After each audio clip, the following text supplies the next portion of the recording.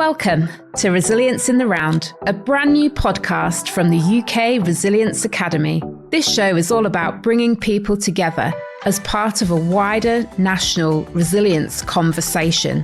Over 6 30-minute episodes, we'll be welcoming a range of guests into the round to talk about the structures they work in, share some of their stories, and discuss solutions for strengthening societal resilience together.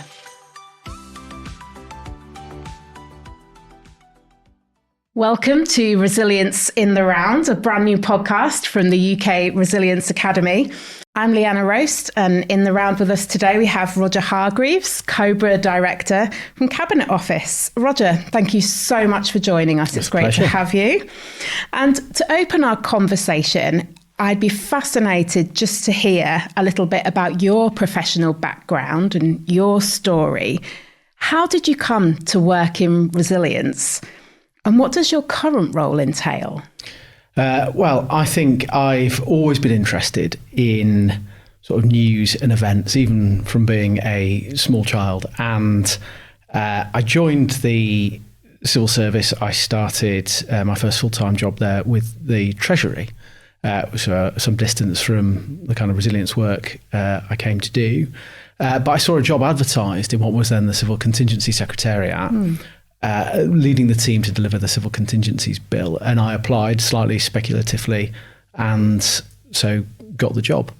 And so found myself working in an environment which was a little bit alien to start with, but actually turned out to be one that really suited me and I really enjoyed. So I've had a connection with the resilience, working on and off in the area for well over 20 years now, and been involved in some really important foundational stuff like the bill, like the PIT review. And then since 2020, I've been COBRA Director. I started off, took the job in 2020 as head of CCS, but then that became the COBRA Director job 2-3 years ago. Fantastic. Well, fascinating. Thank you for sharing that. And as we've got you here today, the topic we're going to look at particularly, of course, is the more acute response aspects of resilience. So in other words, we're talking about those aspects that are more time-bound, discrete crisis events, such as a terrorist attack or perhaps a power outage, more so than the continual, or what we would call the more chronic risks that we're managing and the slower onset scenarios. COBRA, of course, sits at the apex of that acute national government response. And the acronym actually stands for Cabinet Office Briefing Rooms, to be correct, doesn't it? And for most listeners, although they'll have, of course, heard of COBRA, and many working in the resilience community will have a good working knowledge of what that looks like, at the very least on paper, it would be really helpful in thinking about those resilience structures that we work in. If you could just outline for us which and what central government structures COBRA operates within.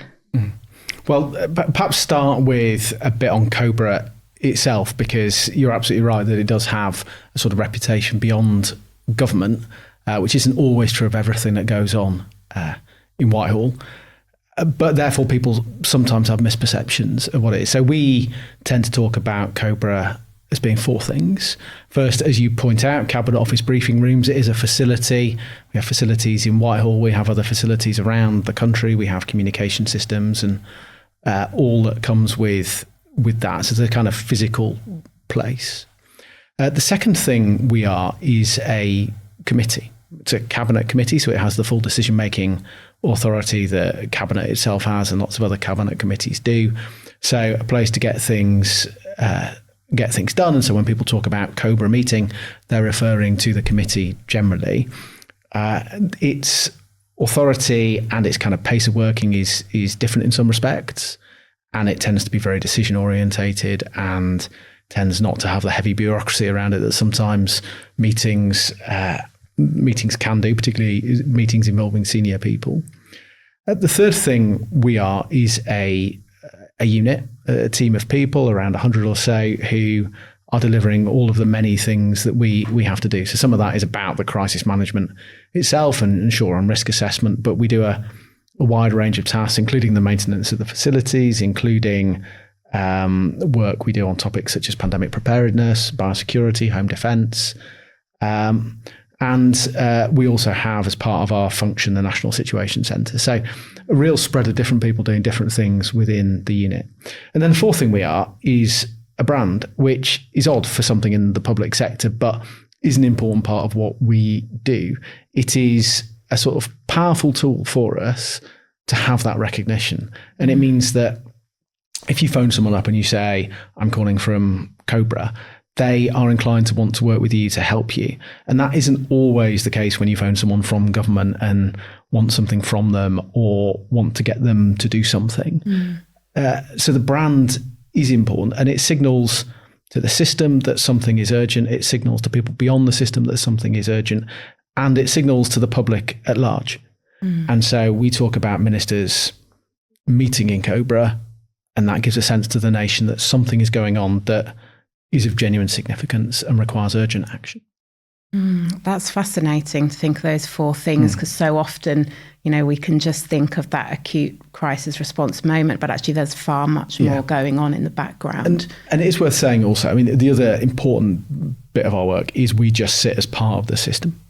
So we are delivering a function of coordination and representation, which is critically important for the biggest emergencies. But ultimately, we do sit as part of this much broader system. We are wholly reliant on lead government departments who do the risk assessment, do the risk management, do lead the intervention work when crisis occurs. And then more broadly, we are wholly reliant on the local response tier. Every emergency has a place. Sometimes it has many places, but we are nothing without the work that's done at the local level to get stuff done. And so I don't sit there and think, right, I've got all the levers, I make stuff happen. I sit there, my team sit there and think, who are we going to work with in order to deliver the outcomes that we're seeking? Yeah, absolutely.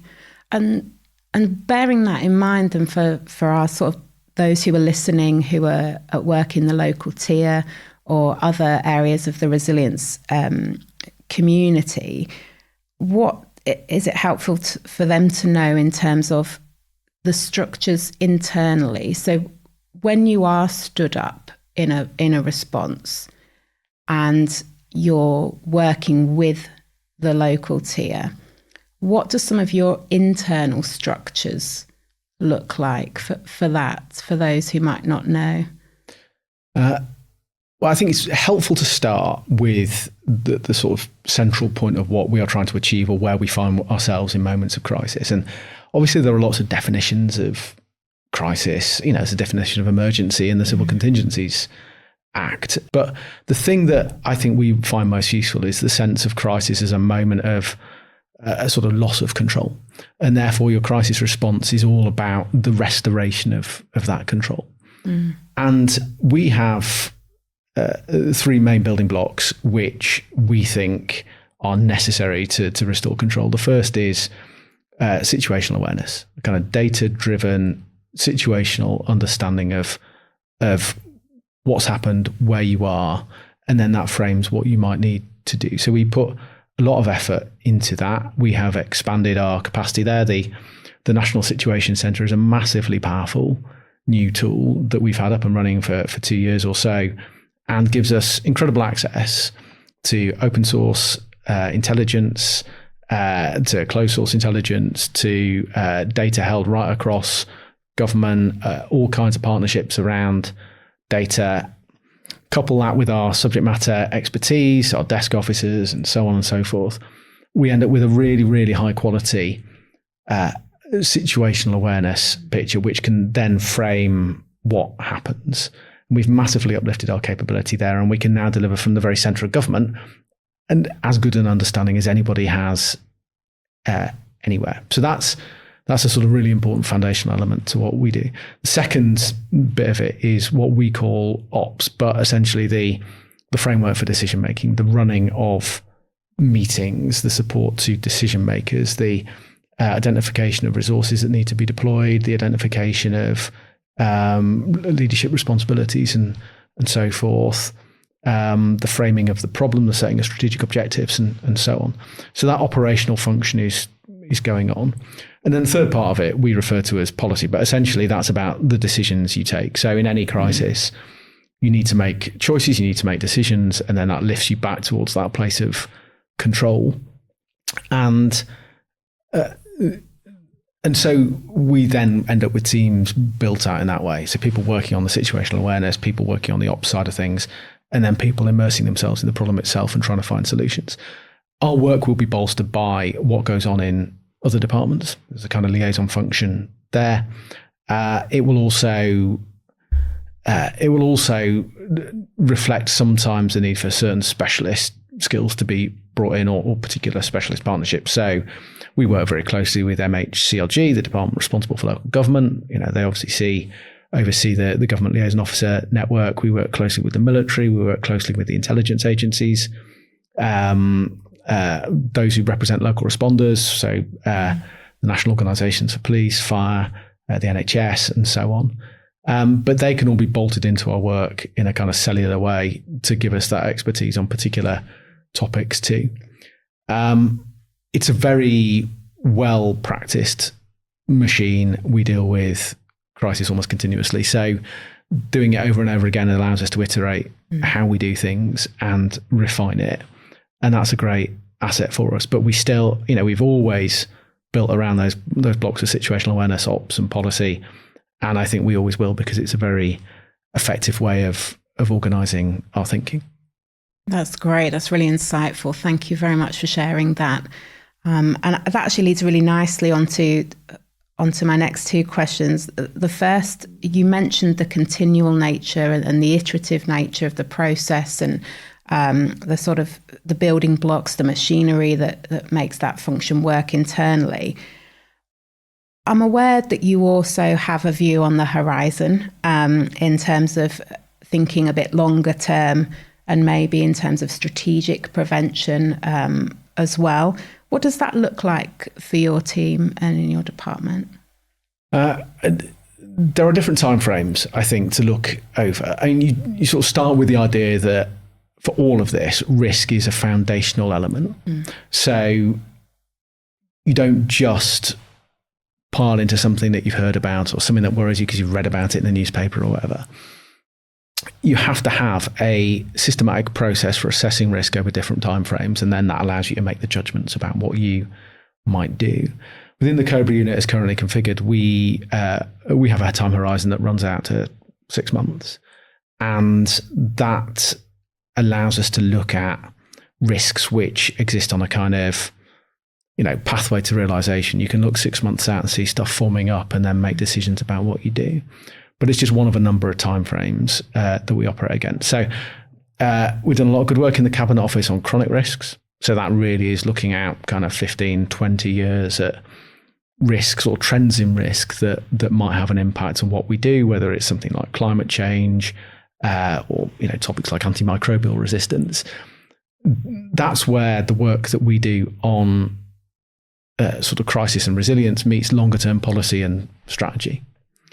And any long-term strategy challenge badly handled can lead to crisis further down the line. So it's a helpful point of intersection with the wider policy and strategy community across government, and it helps us to have those debates and feed things in. Then, so we've got the National Risk Register, or the National Security Risk Assessment inside government. Now that's a 2 to 5 year time frame, and the list of risks that generates, say 100 or so, is pretty abstract in nature, in the sense that it's not saying it will happen, it's saying it might happen. And that's very helpful in planning terms and allows us to make interventions, particularly around capabilities that might need to be built and potential interventions to stop stuff materializing in a negative way. Then you get to that 6 month time frame I mentioned, which we then use to actively intervene. And it's not just a case of saying, right, well, we can see it coming, let's just plan for that thing.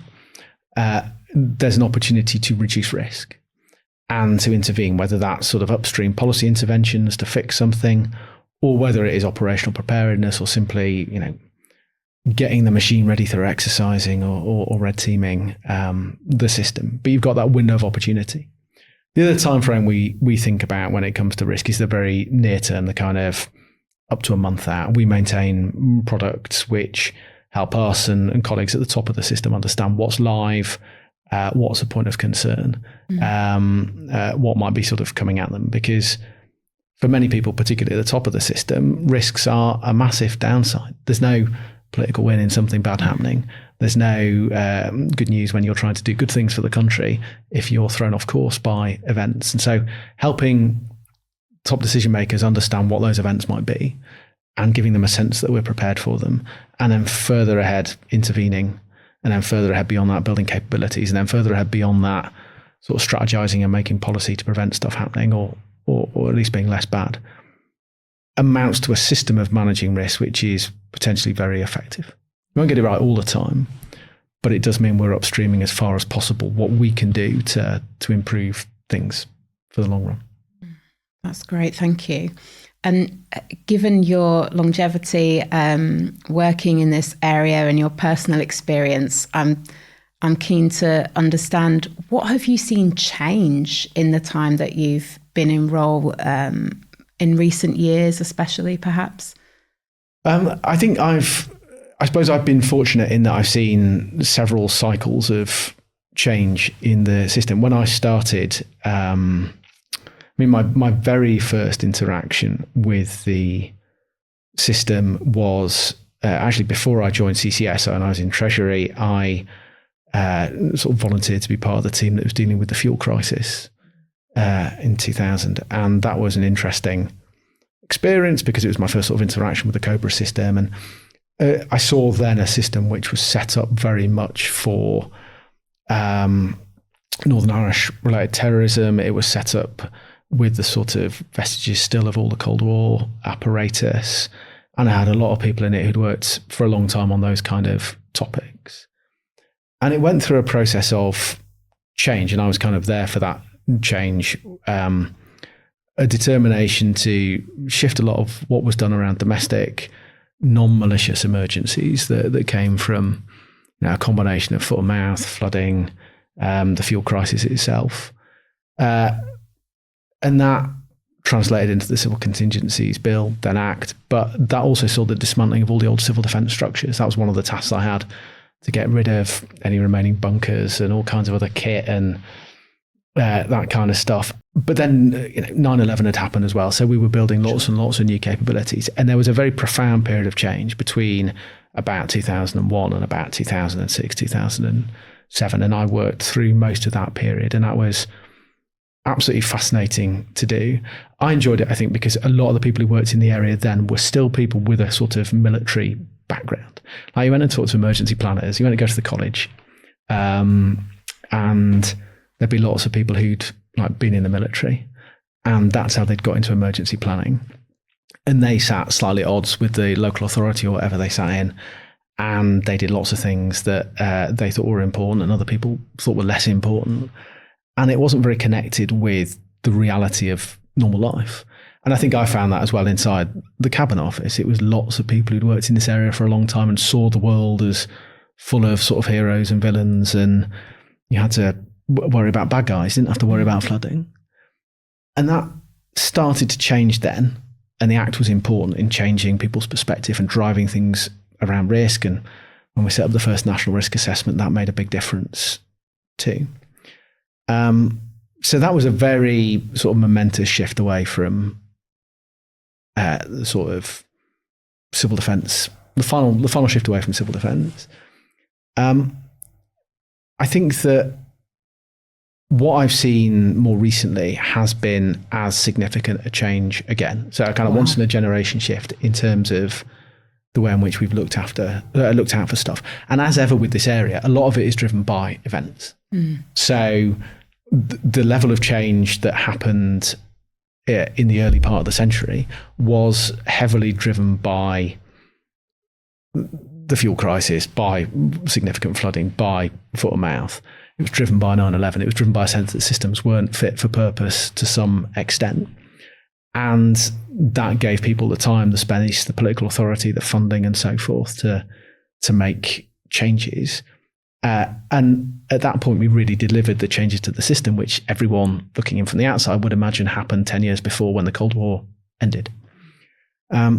So again, this time around, over the last 5 years, it's been driven by events. I think the experience for the whole system of going through the Brexit process, which necessitated essentially a massive investment in resilience, because many people were given lots of resource to think again about how the country worked, understand it properly, make contingency plans, build out their skills and so forth. Then, of course, the pandemic, which, the sort of successes and failings are well documented. It's the subject of a massive inquiry still. But then lots of international instability too. The evacuation from Afghanistan, the Russian invasion of Ukraine, just a massive sort of crisis and pressure on the system, which inevitably reveals strengths and weaknesses. And so the response to that has been a very big shift in how we do things. And if I think just about the crisis management side, there have been some very profound shifts. I think I talked earlier about the National Situation Centre. The shift towards being very data-driven has been a particularly fascinating one from my perspective. Crisis management is an interesting area because the more experience you've got of it, often the better you get at it. And moving to a data-driven, less instinctive environment is quite at odds with that. But we've chosen to be very data-driven, and we found it massively productive. And it shifted not just how easy it is to do our jobs, but created an almost doctrinal shift in the way in which we manage emergencies and understand the way or the pace at which we can move. I think we have, in the round, really restored the reputation around crisis management that I think we had, and then we lost to an extent, and it's now back again. And I'm always very gratified in my conversations with international partners. They come and they look at what we do, and they are hugely positive about what they see. Some countries are directly copying, what we do, and not countries right on the front rank. Really capable bureaucracies are coming to us and saying, how do you do it? Because it's so much better than what we do now. And so that's really, really reassuring. The other big change, I think, has been around resilience and where we have sought to bolster what we do. And that's a process which is never going to be complete, but we've managed to really look again at the way in which we approach things and reform it markedly and respond to feedback. And the kind of the success that we have had in reformatting, reframing the National Risk Register, the way in which we are going to reframe the relationship with the public on risk, the reinvigoration of our work on exercising and doctrine more generally, our planning for the most significant risks, a lot of the excellent work we've done now around critical national infrastructure and understanding that much more clearly. These are really big shifts, and they're locking in a lot of what we learned through those crises, but they're also creating new capabilities. And I think this summer, when we see the outcomes of the resilience review, as we launch the UK Resilience Academy, we're seeing the realization of those changes. So I think all in all, we've been through a process now which is as big as the one that I first went through kind of 20 years ago, and I'm feeling pretty confident that we've done the right thing because of the feedback we get on what we're doing. That's fascinating, really incredible, and a privilege really to be able to have that overview and that experience and longevity there. So thanks so much for sharing that. It's hugely insightful. And today, as we start to bring our time in the round to a close, I could talk for much longer. The conversation is fascinating, but I suppose just to finish off, for those perhaps in a variety of roles across resilience, local, national, critical national infrastructure, we know that there are many different aspects of resilience that people will be working on. But from your experience, if it's possible to distill sort of some key takeaways from your personal and professional experience in resilience, what would you want to emphasize or leave with our listeners today? I think I'm generally struck that if I am talking particularly to local responders, we're all having a bad day. Like, if I'm on the phone to you, if my team are on the phone to you, things are not good. Therefore, it's important to remember a sort of fundamental point that we are there to help and to help each other, I think. And so the more sort of open and constructive our relations can be at that moment, absolutely the better. I think secondly, linked to that, we can bring very high-end and perhaps unexpected capabilities to the table. There are a lot of things that we have that represent the sort of full majesty of the state, whether it is deploying the military, using capabilities like emergency alerting, mobilizing large-scale commercial interventions if someone needs 5,000 hotel rooms, or they need, 3 massive helicopters, or they need ships, or they need something switching off or on or whatever else. We have the capacity to do some of those things. And they are really at their best when they are created in a conversation, particularly with the local level, about what needs to be done. And then we can surprise everyone with the high-end capabilities we can bring to the table. And then my third observation would be that we are also the voice of the local level when it comes to crisis into the centre of government. It's not a one-way thing. So we're not simply saying, right, you must do this, because we don't have that sort of power of direction, really. We're there to offer support. But it does run both ways. And we are often the voice for local responders right at the centre, helping people understand what can be done, what the limits are, what support they need. And so I would hope that people would hear that and feel they were able to trust us in those difficult moments, because it is a hard time. Like I say, if we're speaking, we're having a bad day. And I think knowing that we're here to help, knowing that we can bring really serious capabilities to the table, and knowing that we're there to speak on your behalf should be things that people take to heart and I think rely on us for. It's fantastic, really helpful. Thank you so much for sharing those key takeaways. Roger, thank you so much for your time. It's been fantastic to have you in the round, and enjoy the rest of your day. Hopefully it's not a bad one. I'm hoping it's going to be very quiet. Fabulous. Thank you. Thank you. This podcast was brought to you by the United Kingdom Resilience Academy, UKRA. The UKRA launched on the 28th of April 2025 to help deliver a better prepared and resilient society. For more information on how we are enhancing the resilience and training education offer, strengthening professionalisation and convening collaborative conversations, visit ukresilienceacademy.org.